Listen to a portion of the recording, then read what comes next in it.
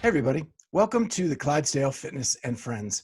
My name is Scott Schweitzer and I am the Clydesdale, and I am so excited to announce our partnership with RX Smart Gear is our newest sponsor to our podcast.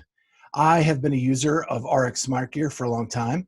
If you weren't with us in the last episode, there is my first ever RX Smart Gear jump rope. I got this at the 2014 Central East Regionals. And the best part of that was at the time, I was getting about, 8 to 14, 15 double unders at a time. I worked with one of their specialists at their vendor booth at the regional that year. They taught me some tips and tricks. I got a rope sized and made for me in whatever color and shape I wanted. And after that, I was able to string together about 30 double unders at a time. And for a Clydesdale, that's pretty darn good. We'll take that in the open. Anything that doesn't like bust up our open workout and we can just kind of keep moving with those double unders is pretty awesome. They have a lot of shapes and sizes of all kinds of ropes. They also have grips and gear that are available, training tools to help you get more proficient with your double unders, backpacks, duffel bags, things like that. So check them out at rxsmartgear.com. And we hope you like it because every one of us on this podcast use RX jump ropes, and we use them to get our double unders down, and we hope it helps you too. Thanks a lot. And now we'll get to our latest episode. So we have Saxon Panchik back. He was our first ever guest on the Clydesdale Fitness and Friends. And when this airs, we'll probably be at episode like 68. Oh, wow. So we've come a long way since that first time. And this time, at least I'm not breathing hard because you didn't kick my butt in the workout before we did the interview. Yeah, the Tabata assault bike is something cruel and unusual and probably should be outlawed. And there was burpees in that too. That was not an enjoyable day. So how you doing? I'm doing good. Thank you for having me on. Yeah, glad to have you on. Did you have something, Kat? Nope, I'm good. Okay. And so since we had you on last, you had a big event pretty much right after we interviewed you, and that's you and Taylor got married. Yeah. That was back last week of January. Yeah. So how was the wedding? It was great. I think it might have been the last wedding in Ohio. Last hurrah of 2020. For real. But yeah, not too long after that, everything ended up shutting down. So the timing for that was kind of perfect, and we didn't have to change too much for that. So everything really worked out how we had planned. We obviously never got to do our honeymoon yet. So like even now we're still kind of in a waiting game to see when we can set that up. We originally planned to do it after the games in August, and then that got pushed to September, and now it's going to be pushed to October. So again, just kind of waiting and seeing how everything plays out.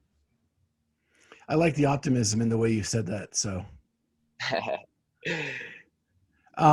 so the wedding went well. You guys also brought another member into your family, Nellie right here. Aw. She's sleeping. And I got to meet Nellie a few months ago, and so that was awesome. She's super sweet. Nope, she's not having it. She had a long day. So has she become a gym dog? She's a gym dog, yeah. She hangs out in there throughout the day, and then once the evenings pick up, she goes home. So she absolutely loves people, and one of her favorite things is when any of our members are doing mobility, she'll go crawl underneath them and just lay down. So that's kind of her thing. Yeah, I know my two co-hosts are dog freaks, and they would love that. Everyone loves it in the gym. It's pretty awesome. Yeah, Kat does she has a dog named Jojo, and every day on Instagram she does a daily fix of Jojo. She's so stinking cute. Cool. What She's kind so of cute. dog is she? Well, I have 3 dogs, but Jojo is an Australian Shepherd Rat Terrier mix. Okay. We call her a perma puppy because she just has that puppy face that doesn't go away. She's so cute. That's amazing. And Amy's dog Murph always makes an appearance on the podcast, Yeah, he whether does. we want him to or not. That's why I have to constantly mute, because if he sees somebody walk by, he's going to be talking. So So yeah, we're a dog podcast here. So speaking of Cliffside, like how are things going? I know when we were there, you guys were just getting ready to celebrate your 1-year anniversary. Yeah. We just celebrated it in December, right before you guys came in. But we're working on year number 2, and we made it through quarantine and working our way through COVID. So I think that's one of the biggest hurdles that I think any gym will hopefully have to face. And luckily, we're getting through that pretty well, and our members stuck with us. And we just have a great community in there where we really just stick together, and we kept that communication open, which is one of the biggest things we noticed is communication is key, especially when you're not able to see everybody that you typically see every day. I think we all know CrossFit is a huge part of anybody's life. I mean, it's eat, sleep, talk about whatever it is. It's a lot of it comes back to CrossFit, and we had to really try and figure out how to give our members that best hour of their day, even whenever we're not seeing them, or if they don't have a gym to go into. So we try to create a few different opportunities. So we were meeting outside of the gym in parks, tracks, and then we ended up loaning out all of our gym equipment to where like our gym was practically empty so that our members could train at home. Yeah, I saw that. That was a really cool idea. Yeah, so it worked out well. We made it through it, and everybody stuck with us. So we're really blessed to have a great community. And you like when we're up there, you guys are pretty full, right? So especially on the weekends, any thought of expansion, or you think you're good where you're at for a while? I think we're good for right now.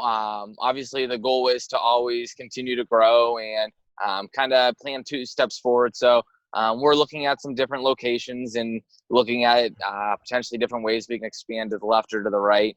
But right now, it's just figuring out how to structure classes, and you can really do a lot with a little bit. So if you have a big group of, let's say, 20 or 30 people, a lot of that can kind of come down to programming. So you can program around having that many people in such a small space, as long as you're mindful of that, of what days are busy, what days are a little smaller, how many people you're expecting over the weekend. And I really base a lot of our programming off of our attendance in our classes. So you do all your programming yourself? Yes. That's awesome. Yeah. You don't steal anything from Big Brother, or? No, he taught me everything that I know. So now it's just been adding on to that and continuing to grow and just continuing to learn. One of the biggest things I learned, not just in programming, but in CrossFit, is continue to grow your arsenal. If you train the same year round and you stick with the same programming or the same people all the time, that you're never growing who you are as an athlete, who you are as a business owner or a programmer. So the more you can grow and learn, the more you're going to be able to provide different opportunities and really expand your fitness and your knowledge. That's what I love about being a coach is dropping in other gyms so that you get an opportunity to be coached by other coaches to grab some more of those tools for your arsenal. 100%. And it could be just the smallest thing of like moving your feet on a clean and jerk or pulling your shoulders back, things that like, yeah, you've heard of, but sometimes someone just gives you that one cue and it really kind of sets off a light for you. And you just want to take that and you want to go share that with the rest of your community or anybody that you work with. It's like you giving a cue to Amy to get her muscle up, and she came that close. I'm still in the same spot, but I had 2 knee surgeries after that, so I'll get there. For sure. So do you love programming? Like, we've talked to people like they just love doing that every day. Yeah, I absolutely love it because it teaches you a lot as an athlete. You're able to see what movements complement each other, and you're able to see how to actually break someone down in a workout mentally. but also how to build people's confidence up. And I think that's one of the most important things I think about when I'm programming is it's not necessarily okay, let's see how much we can beat these guys up and how much we can break them, but it's super important to give people workouts that are going to build their confidence. So maybe if we're working towards getting a muscle up or we just got one, we want to string them together in a workout, I'm not going to put you on a rower and heavy cleans and then try and ask you to do a muscle up. Maybe we'll focus on biking or back squatting or front squatting or things like that where it complements that movement, but it's not going to fatigue those muscles to where you can actually be able to string those together and practice that. That's really cool. And Nellie's made an appearance right behind you. There she is. And she's tired. So I wanted to talk to you about the Rogue Invitational. That was a fun weekend. I got to come up and spend with you guys. And the first impression I just want to say is like your community, you talk about it, getting to experience that firsthand that weekend was so cool. The amount of support, the amount of people that came out and rooted you on, it was so cool. Yeah. And that's a huge thing is just having a community like that where you're going to support each other. And it's something that a lot of our members don't get to see too often is Spencer, I work out typically running in an affiliate. We train in there when no one's in there so we can focus on coaching or growing that business when our members are in there. So it's an opportunity for them to actually see the hard work that we put in kind of pay off. And that was another thing I noticed is the relationship with you and Spencer is very unique and very fun to watch. Even though you're twins, your philosophies on things are very different sometimes. For sure. He is a go-getter. Whatever happens. I'm going to hit every workout as hard as I can.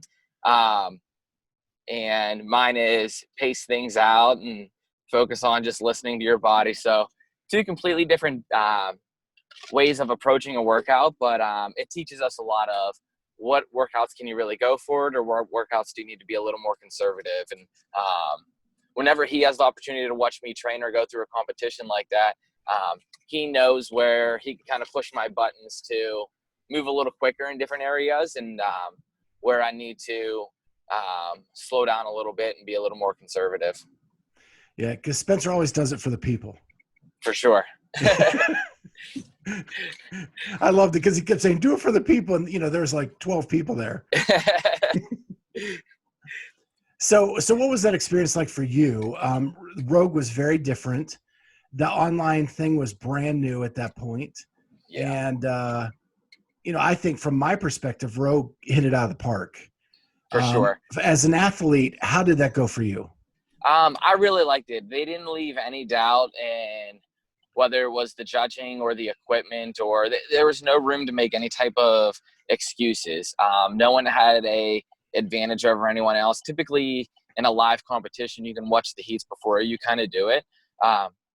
And in this, there wasn't that opportunity. It was no music, just your judge.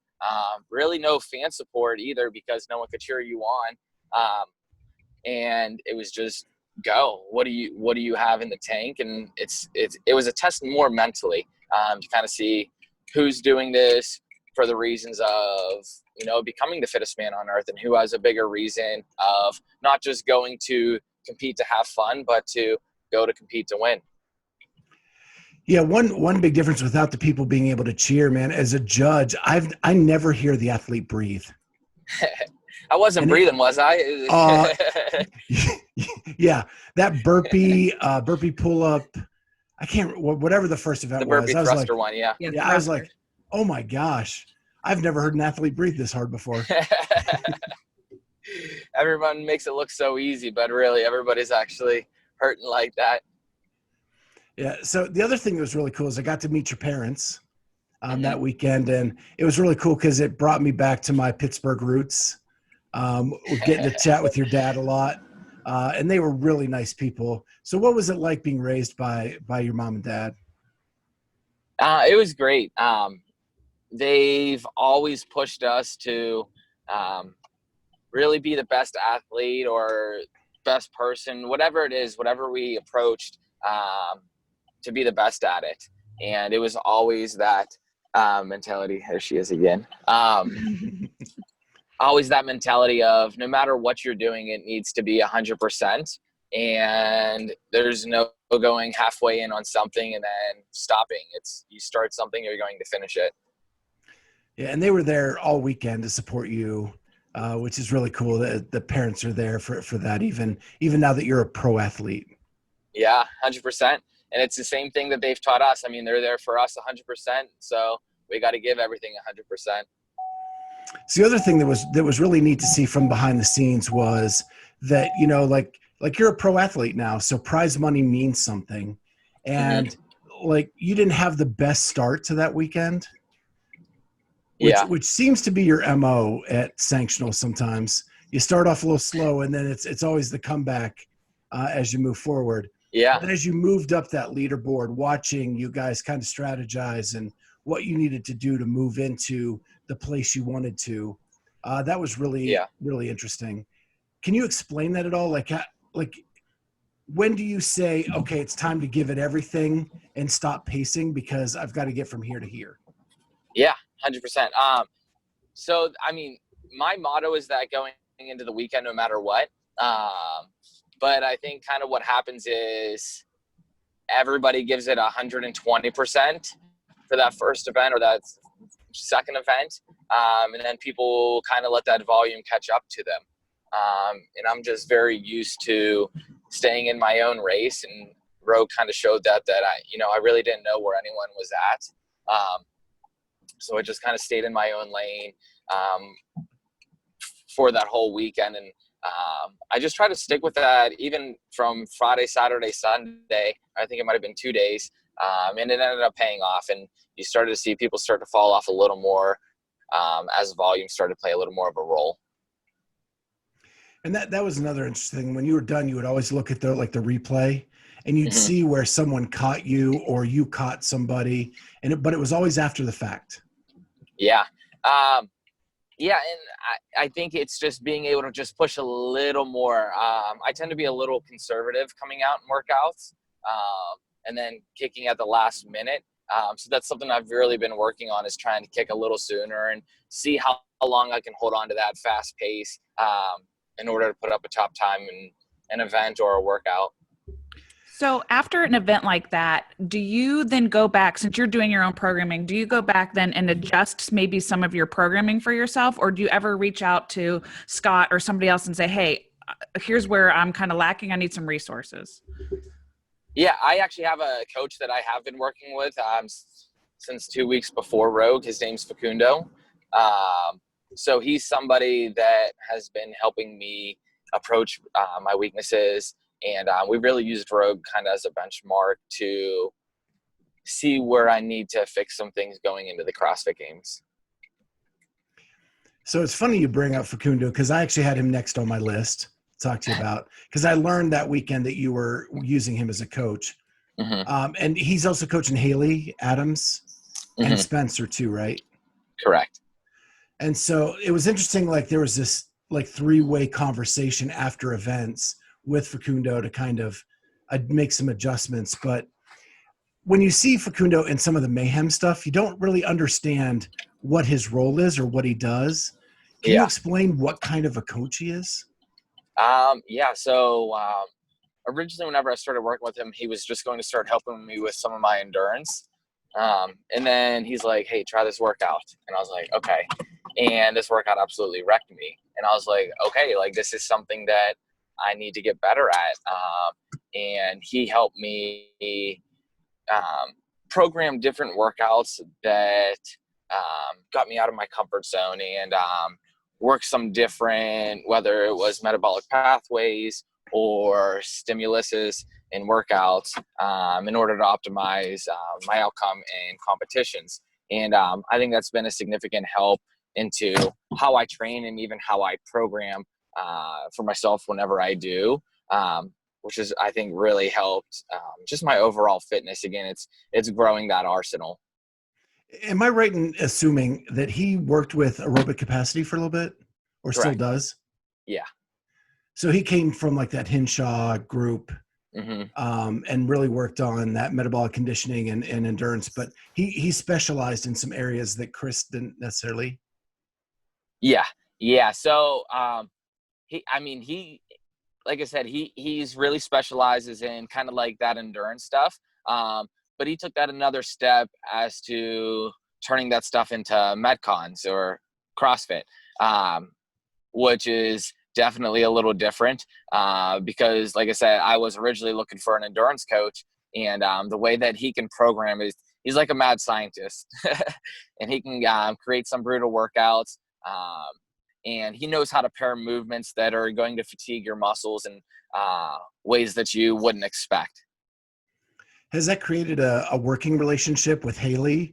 And I'm sure you've had one with Spencer forever.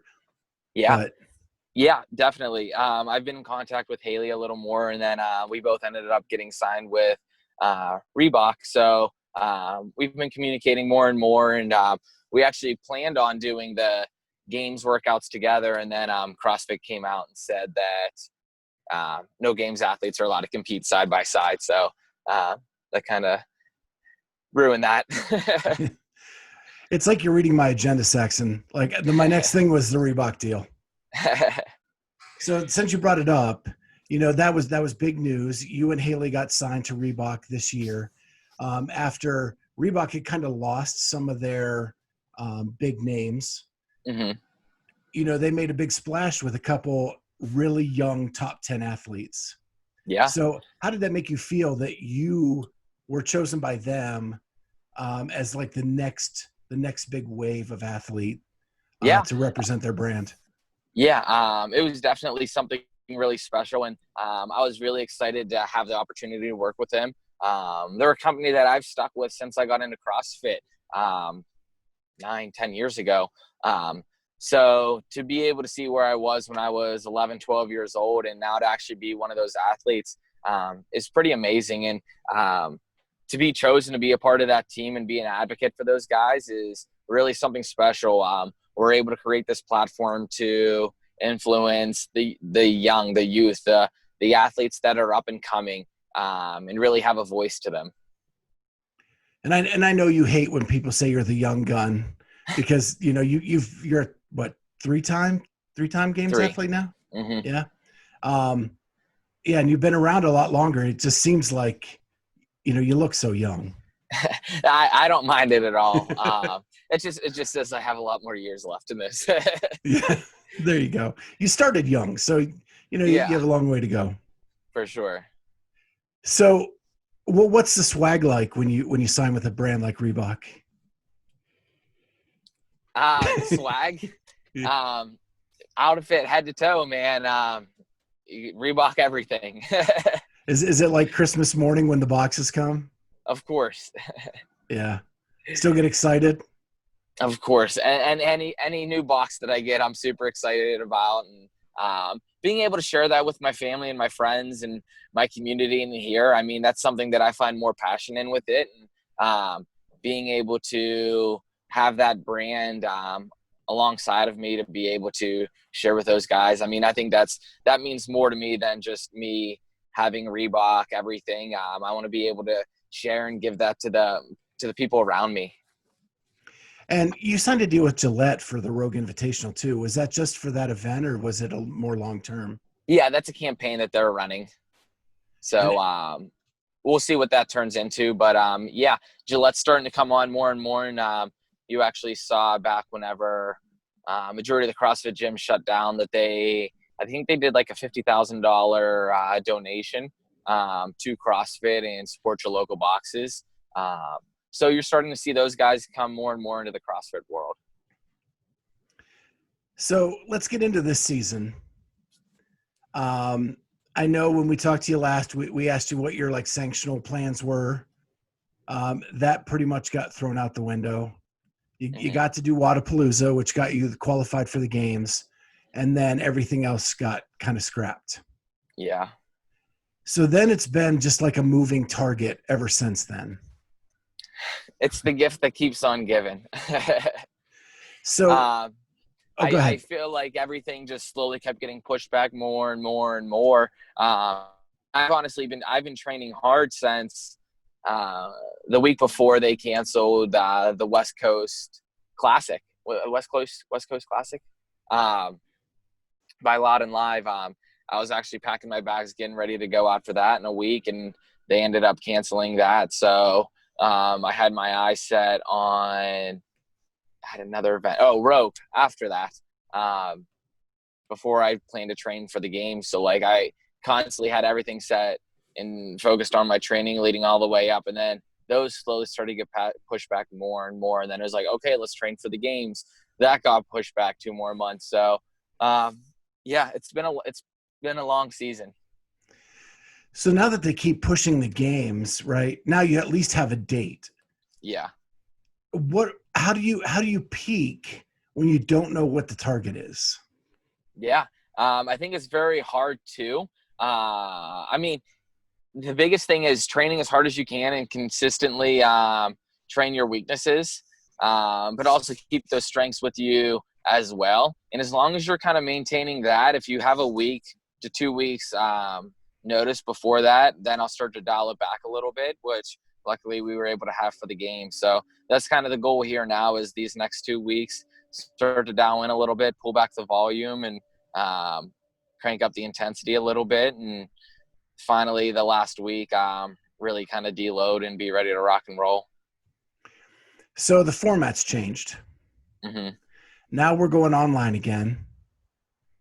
And as an observer of your career, I would say that you are a better in-person performer. Yeah. You know, you always do better at the games than even you do at regionals, or for sure. Well, I think one of the biggest things with that is like I'll struggle with online qualifiers, because I wouldn't say it's necessarily my fitness, but I think a lot of things can be skewed to benefit athletes. I think that's why I was able to do well in Rogue, because there was a standard set. We had a judge. It wasn't your best friend judging you. There was no. Oh, come on! What are you saying? Yeah, no, I'm just kidding. Rogue didn't know that. But there was no. There was standard set. Like the pull-up bar had to be set at 92 inches. I tried to move the bike closer, and I mean, my best friend told me, hey, no, that has to stay over here. So like the standards were set where there was no, okay, I'm going to set my bike directly underneath my bar. How quick can I pick up my dumbbells? It wasn't about necessarily transitions and lowering the bar or having a shorter box made for you in order to put up a top time. It was, this is the standards. You have a judge on you spotting your reps, or they might give you 1, maybe 2 reps for in your workout before you get a no rep, but there's no cheating any types of standards. And I think that's what a lot of people's issues are whenever they go from crushing the open into a sanctioned event. How hard was your best friend or whoever was judging you in the open? You get into these events, now you have a judge that's going to hold you to a very high standard. Can you hit the standard that's set? And I just think there are athletes out there that cut things close. I mean, there was somebody that said fly as close to the sun as you can without getting burnt, like that says a lot. Yeah, that's kind of my take on that. And I'll be curious to see what happens with the games here. I know they're sending all athletes certified level 1s up to judge us, which I think, again, that's going to set that standard high for, how high of a standard do you treat yourself and hold yourself to in training? If you can hold yourself to a high standard of keeping every squat below parallel, keeping your feet together on a handstand push-up, hitting the bar every time with your chest or your toes, then I think you'll do well. And it's almost like a badge of honor for your family, and you're kind of known in the judging circles as being this group that you train to the standard, and therefore you're proud of your movement. Yes. And that makes it very easy to judge you guys. Yeah, and that's something Scott's always taught us is imagine you always have a judge on you. Like, you practice how you play, like if you practice with bad reps, then yeah, you're going to play with bad reps and you're going to end up getting no reps. And that kind of happened my first year at regionals, where I focused so much on trying to compete with Scott and trying to beat him in training. And that's always the goal. But my reps weren't always there, and I got humbled very quickly. And it was something he always told me, and I was like, okay, you're right. Like, I need to slow my movements down and really focus on hitting the standards that are set for you. So are you guys allowed to repeat workouts this year? Do we know that yet? The way that it's sounding, I don't think we're going to be able to, which is good. And again, that's another thing that happens in the open is people, I've done workouts 2, 3, 4, sometimes I've done a workout 5 times. But that happens to where you can change a few things. I remember specifically a workout last year. It was the 20-minute AMRAP with the double unders, kettlebell thrusters, and toes to bar, that I felt like I had one of the best times that I put up in it, but my transitions were too far that I left a lot of untapped potential there by walking to my jump rope. So what I had to do was bring it back, and I had my dumbbells literally underneath my pull-up bar, set them to the left and the right of me, jump up, do my toes to bar, and then step forward and do my double unders, step back and jump back up. So being able to have one go at things and not manipulate things to benefit you, I think will be big. And do you know, are they going to like, they haven't even announced any events, but have they said they're going to standardize it, like the distance for everybody, or is it going to be kind of like the open? We have no idea. The way that CrossFit is, I don't think they're going to leave any doubt for anyone to have an unfair advantage. So I think that's going to be the biggest thing, that if you are going to take the top 5 to an in-live competition, that there needs to be no doubt that everybody did things the right way. Everybody did things the way that other athletes did, and it's standardized across all 60 athletes. So because you're a better live performer, what gives you confidence this year in this online version that you can get to that top 5 and get to California? Yeah. My biggest thing is my training and my programming. And then on top of that, it is, you have eyes on you still. You have that level 1 judging you. They're going to take our videos. They're going to review our videos. So there's no way that you can manipulate things to benefit yourself. It's truly going to come down to who is the fittest. And you have all the confidence in the world you're going to be in the final 5. I do.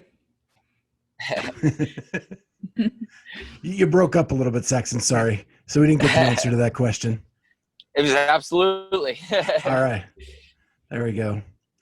But yeah, I think that'll be a big thing. And one of the biggest things that I've learned is whenever they first announced the online competition, it was kind of a little upsetting because I think a lot of athletes were looking forward to a live competition, and I think they thrive on live competition. But I don't think you can lose the mindset of you're still here to accomplish something. And if you have a bigger goal, which is to become the fittest man on earth, this is just another stepping stone. You know, yeah, it might be a little adversity, but the goal never changes. Whether it's going through 4 online qualifiers before they take the top 5, like it is what it is. As long as you have the confidence that you're one of the fittest men on earth, or the fittest man on earth, then you have no worries. It's, you give every workout everything you have, and have confidence in your training and your programming, and you're ready for anything. So, so if you make it to the final 5, when you make it to the final 5, let me say it that way. When you make it to the final 5, it's going to be a unique experience. Absolutely. 5 men, 5 women fighting for fittest on earth. And while as a super fan, I'm not a big fan of the online piece of this, that final 5 thing could be amazing. Yeah. And I mean, go ahead. Yeah, you cut out a little bit, so go ahead. You say yours. Yeah. I think the final 5, I think that's huge. I think it's going to give a lot of hype to those guys going into it, and I think it will be able to create a big platform for those top 5 athletes. I think it will bring along more sponsorship opportunities, or just media opportunities for those top 5 athletes to be able to and continue to make this a professional sport. But on top of that, it's just another stepping stone. Like, you're now going through 2 days of an online competition, whether it's 7 events or 12 events. and then they're going to take you 3 weeks later, and they're probably going to put you through another 15 events. And I think people are kind of losing sight as to how much that's really going to tax those 5 athletes going to the online competition, how much this will actually play a role into their training to the in live competition and how they're going to feel when they get there.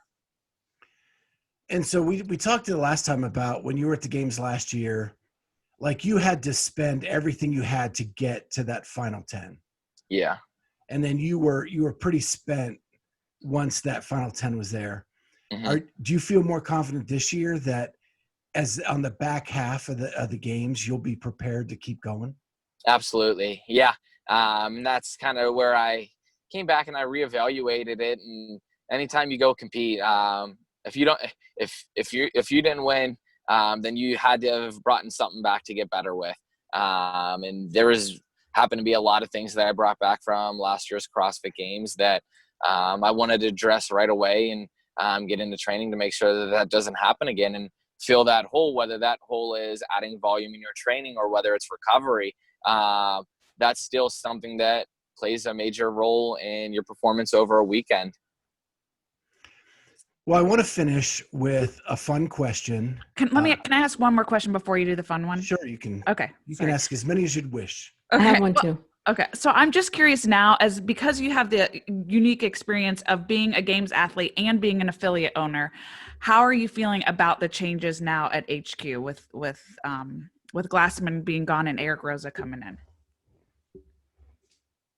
Yeah, absolutely. I'm excited about it. I've been on a couple calls with Eric and I've heard him talk, and I listened to his town hall with Nicole, and the plans that he has for CrossFit is absolutely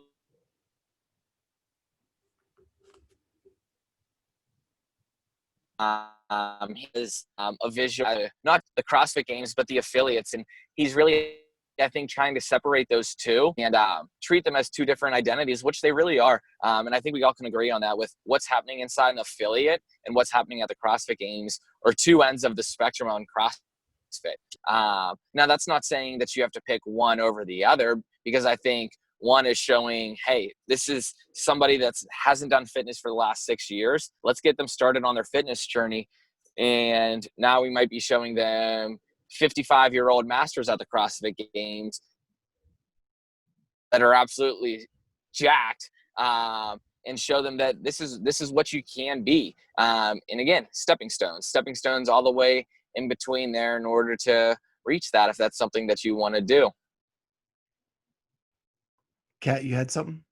Yeah, I'm backtracking though. So going back to your games prep, in the traditional, the old regional style or the sanctional style where you'd qualify there and then have the games, athletes would talk about peaking and whether, they're peaking for regionals or they're peaking for the games. And now that these two events are just 3 weeks apart, what are you peaking for? And what is that? So I think the term, I think that gets built up into, okay, at this point, the fittest you can possibly be. And I wouldn't necessarily say that's true. I think if you were to talk to me 3 weeks ago, that I still could have peaked a week after that, or you talk to me 3 weeks down the road, I could still peak a week after that. But I think peaking is more of giving yourself 1 week of really dialing back your training and just giving your body time to recover. So I guess if you want to say like peaking into the online, it would be dialing it back the week of, so Monday to Thursday, my volume and my training, hit that weekend hard. And then I might dial it back a little bit and let my body recover the week after. That gives me 1 week hard training again. And then I'll dial back another week after them to the in-person competition. So I think it's more, peaking is more giving your body time to recover. Because I don't think your fitness can change significantly over a week or 2 or 3 weeks, especially over a competition like this. I think the online portion of a competition is probably going to be what we typically see in a weekend of training. I think that the only difference is your nervous system is going to get a little more rocked because you're going to take your body to a darker place, or you're definitely going to push a little harder, and things like that, and take a few more risk and really empty the tank in all those workouts. And I think it's just a matter of giving your body time to recover. Yeah, if that makes sense. Okay. Yeah, that makes total sense. And sort of knowing that these two very important competitions are so close together. And, some people have said that this format, maybe it can't crown the fittest because of how it's being laid out. And others would argue that absolutely the fittest will be crowned if they can withstand, this online competition, make it to the top 5, and then win 3 weeks later in this intense, crazy thing that Dave's hyped up. Where do you fall in the opinion of that? Yeah. So a great example, and I was just talking to one of my coaches about this, and this is something I could see potentially changes in the Open coming up. And that is just a guess, but what you see in the Open is, you definitely see the fittest up there in the top 10, but I also think you see some outliers that fall out of that because of one bad workout, because of transitions, things like that.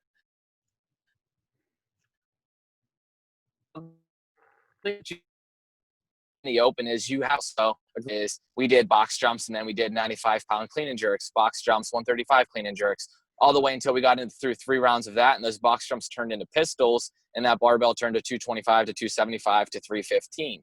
Now what that is showing is that anybody can get through. I wouldn't say anybody, but a lot of people are going to be able to get through those first couple things of the box jumps and the clean and jerks, and some people might get into the 275-pound barbell. But what if that workout was to start with just pistols and 315 clean and jerks? You know what I mean? So you would see the leaderboard shift significantly. And I think with this online qualifier, we're going to see that a little more. It's not going to be necessarily having to have endurance to be able to clean and jerk 315 for only 3 repetitions, but it's going to be, can you clean and jerk 315 for 15 reps, and things like that, where you'll see a lot more separation.